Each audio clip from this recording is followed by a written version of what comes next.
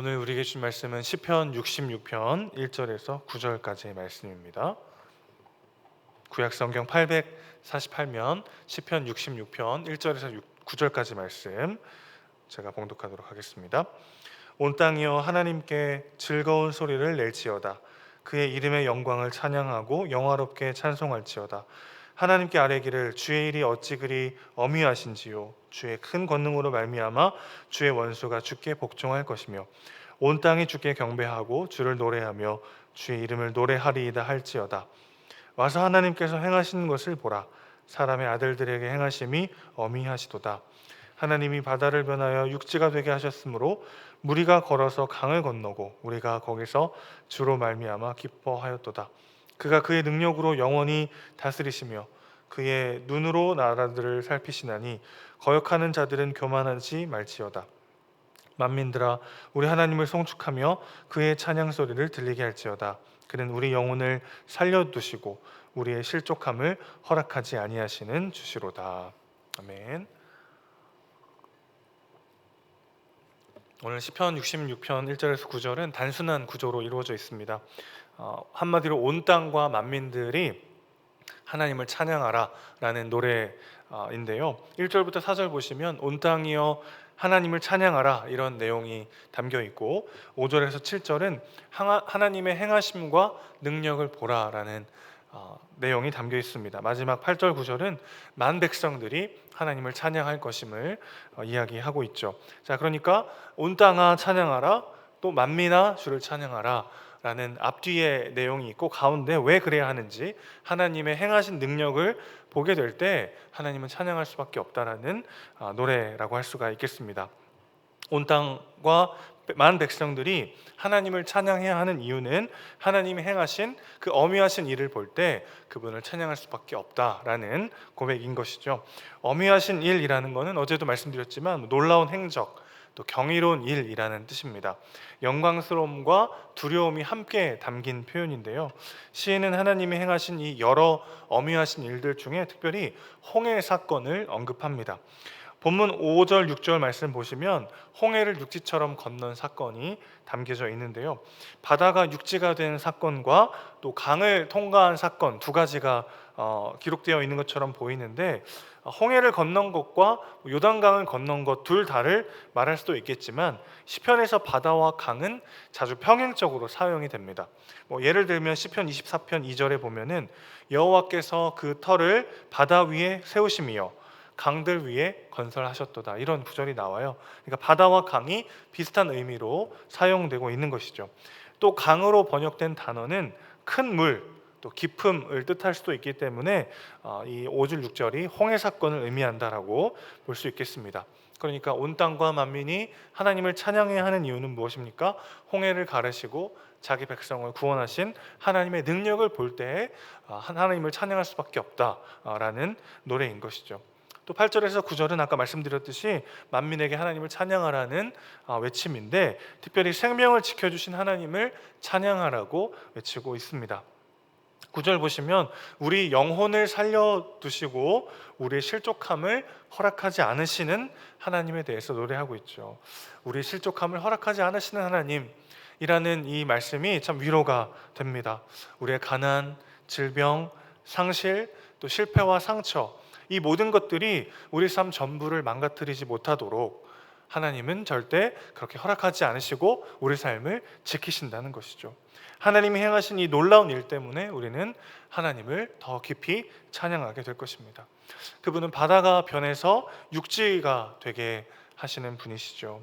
1차적으로는 좀 전에 말씀드렸듯이 출애굽 사건, 홍해가 갈라지는 이 출애굽 사건을 의미하지만 우리를 죄에서 건지신 하나님의 구원으로서의 새 출애굽을 의미한다고 볼 수가 있겠습니다. 하박국 2장 14절을 보면요, 이는 물이 바다를 덮음같이 여호와의 영광을 인정하는 것이 세상에 가득함이라 이런 표현이 나와요. 물이 바다 덮음같이라는 찬양도 있었는데 그냥 이렇게 많이 쉽게 불렀던 찬양이지만 곰곰이 생각해 보면 좀 가사가 이상합니다. 물이 바다를 덮는다. 좀 어색하게 느껴지기도 하는데 물은 하나님의 은혜, 하나님의 영을 상징하고 바다는 혼돈과 무질서를 상징합니다. 그래서 계시록 21장 1절 보면요, 새하늘과 새 땅의 모습이 나오는데 거기에는 다시는 바다가 없을 것이다 라는 이야기가 나옵니다. 여러분, 새하늘과 새 땅, 이 땅에 임할 하나님 나라에 바다가 없다고 한다면 여름 휴가 때마다 어딜 가야 되나요?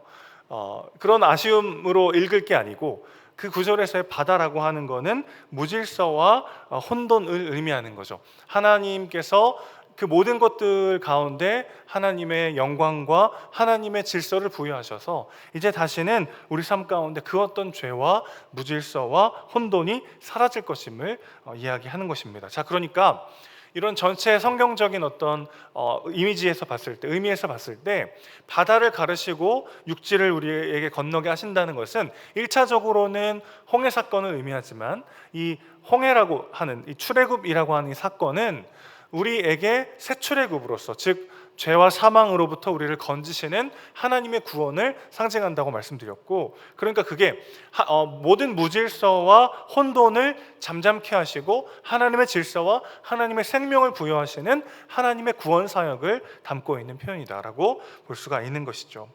자, 그래서 계시록 21장 4절에는요, 이 바다가 없다라고 하는 이 새하늘과 새 땅의 모습을 이렇게 또 표현하고 있어요.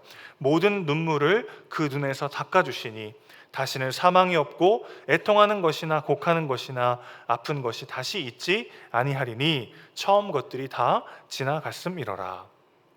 이것이 바다를 가르시고 우리를 그 육지 가운데 건너게 하시는 하나님의 구원 사역의 마지막 모습이라는 것입니다. 우리의 모든 눈물을 닦아주실 것이고 모든 아픔과 고난과 어려움과 상처를 다 지나간 일로 만들어 주실 만큼 사망이 없고 애통하는 것이 없고 곡하는 것이 없을 정도로 하나님께서 주시는 참 소망과 기쁨과 은혜를 누리게 될 것이라는 표현이죠. 그래서 오늘 7절 말씀 보시면 능력으로 영원히 다스리시며 눈으로 나라를 살피시는 하나님의 모습을 노래하고 있습니다. 자, 이렇게 오늘 이 시편 짧은 1절부터 9절까지 말씀을 살펴봤는데, 우리의 구원이 완성되는 그 모습 가운데 우리가 하나님을 찬양할 수밖에 없을 것임을, 온 땅과 온 백성이 하나님의 구원을 목도하면서 그 구원을 누리면서 하나님을 찬양할 수밖에 없을 것이다 라는 것을 노래하는 시편이라고 할 수 있겠습니다. 자, 그런데 사실 오늘 우리의 현실은 이 감격과 이 영광과 이 구원을 노래하는 것과는 조금 떨어져 있는, 고난과 어려움이 여전히 남아있는 현실이기도 하죠. 그 구원이 완성될 그날까지 우리가 이 땅에서 겪는 삶은 무엇일까가 사실 오늘 읽진 않았습니다만 10절과 11절, 12절에 이어지고 있습니다. 한번 10절 보실까요? 주께서 우리를 시험하시고 단련하셔서 은을 단련함 같이 하신다, 이런 구절이 있죠. 또 11절 보면 우리를 그물에 걸리게도 하시고 어려운 짐을 허리에 메어두시고, 12절 보실까요? 사람들이 우리의 머리를 타고 가게 하셨다. 또 불과 물을 통과하였다. 이런 말들이 나옵니다. 예상치 못했던 일 때문에 돌아가고 넘어지고 마음이 너무나도 지치고 상할 만큼 어려운 일들이 우리의 어깨를 짓누를 때가 있죠.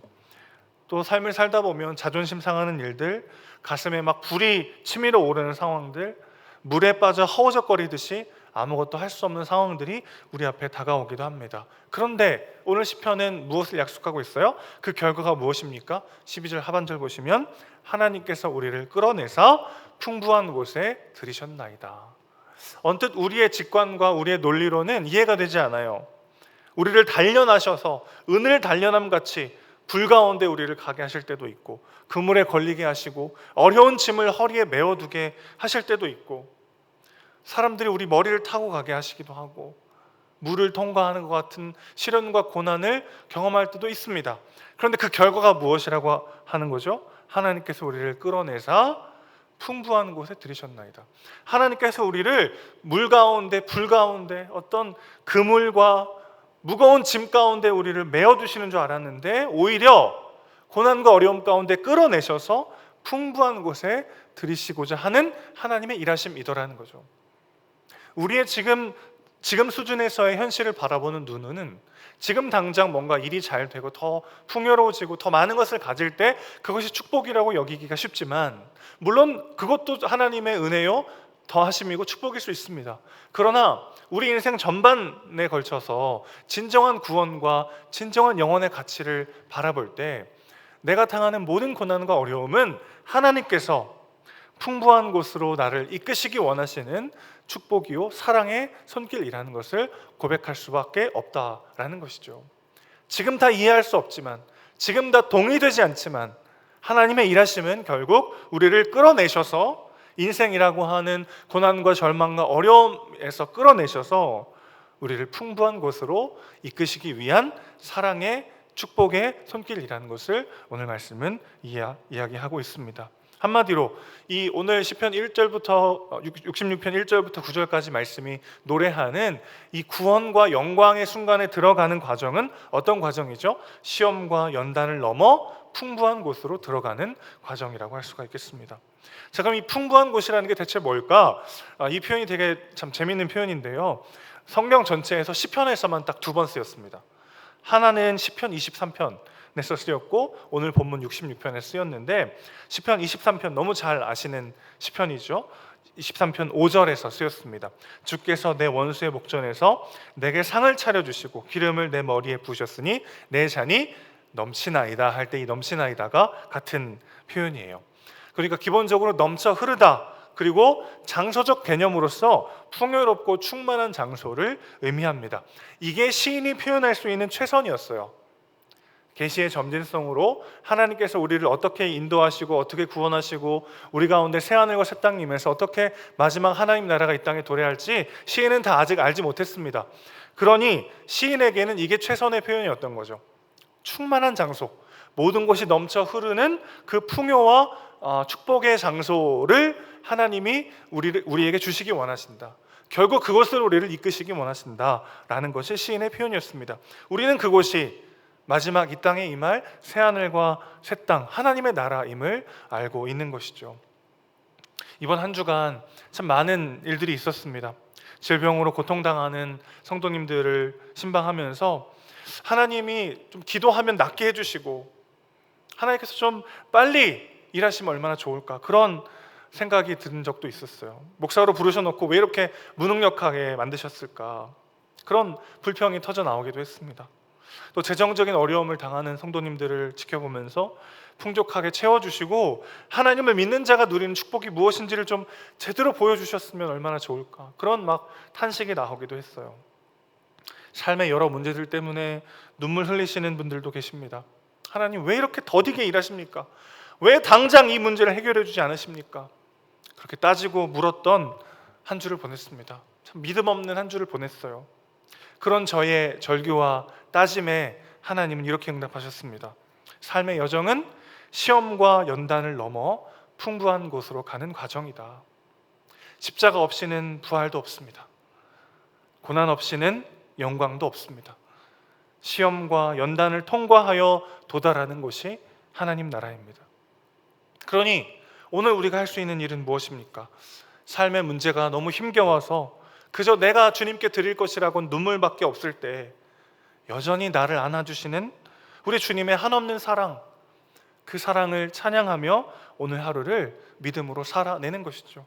그럴 때 그렇게 나의 눈물을 드리고 나의 믿음을 드릴 때 우리의 삶이 더 예수 닮아가는 삶이 될 것이고, 고난과 환난과 역경을 지나가고 있는 것 같지만 사실은 그 과정이 우리를 하나님께서 붙잡으셔서 풍부한 곳으로, 하나님의 품으로, 영원한 하나님의 나라로 이끄시는 하나님의 축복의 손길이 됨을 믿음의 눈으로 바라보는 우리 모두가 되길 소망합니다.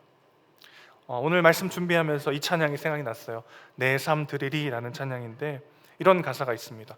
삶의 문제에 힘겨워 눈물만 드릴 때도 날 안아주시는 주님, 한없는 주님의 사랑 나 찬양하네. 나의 믿음 주께 드려 나의 삶이 주를 향해 내 유일한 사랑 되신 주께 내 삶 드리리. 여러분, 이게 우리의 고백이 되시기를 주님의 이름으로 축원합니다. 눈물밖에 드릴 것이 없고 이 상황 가운데 그저 믿음밖에 하나님 앞에 드릴 게 없을 때 하나님은 그런 나의 삶을 안으시고 나의 삶을 통해 영광 받으실 줄로 믿습니다. 그럴 때 우리의 유일한 사랑이요 유일한 주인이 하나님이 되시고 그것이 우리의 천국이요 축복이 되는 놀라운 영광을 누리게 될 줄로 믿습니다. 이 믿음으로 오늘 하루를 살아내시는 저 여러분 되시기를 주님의 이름으로 축원합니다. 아멘. 기도하겠습니다. 하나님 아버지, 힘들고 어려운 현실 가운데 그저 주님께 드릴 것이라고는 눈물밖에 없고 작은 나의 믿음밖에 없을지라도 하나님 그것을 기뻐 받으시고 나를 안으시고 나의 삶을 하나님의 영광으로 사용하여 주시니 감사합니다. 주님, 우리는 하나님의 구원을 두 눈으로 바라보게 될 것입니다. 현실 가운데, 물 가운데, 불 가운데 지나는 것 같고 그물에 걸려 옴짝달싹 할 수 없는 절망적인 상황이 우리 앞에 놓여진 것 같을 때도 있고, 또 너무나도 무거운 짐이 내 어깨 위에, 내 허리에 묶여서 지쳐 쓰러질 수밖에 없는 상황이 계속되는 것처럼 느껴질 때도 있습니다. 주님, 나는 주저앉았고 절망했고 다시는 소망이 없을 거라고 생각했는데 그 모든 과정이 우리를 이끄시는 하나님의 인도하심이었다는 것을 다시 한번 말씀을 통해 깨닫습니다. 주님, 눈을 들어 주님 바라보게 하시고 이 모든 과정을 사용하시고 지나가게 하시며 우리에게 구원의 영광을 선물하실 신실하시고 전능하신 하나님의 일하심을 신뢰하며 오늘도 나의 눈물과 나의 믿음을 하나님께 드림으로 주님 주시는 그 영원한 영광을 함께 맛보는 오늘의 삶이 될 수 있도록 주님 우리의 몸과 마음을 주관하여 주시옵소서. 우리의 사랑이시고 주인이신 예수님의 이름으로 기도합니다. 아멘.